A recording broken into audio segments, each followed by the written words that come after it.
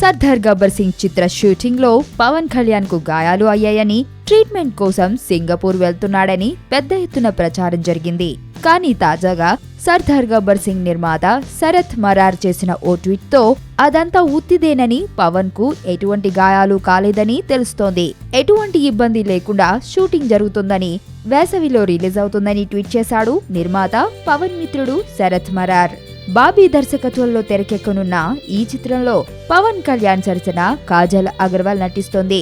హైదరాబాద్లోని బూత్ బంగ్లాలో యాక్షన్ సన్నివేశాలు చిత్రీకరిస్తున్న సమయంలో పవన్ కాలికి దెబ్బ తగిలాయని, సర్దార్ షూటింగ్ వాయిదా పడిందని వార్తలు గుప్పుమన్నాయి.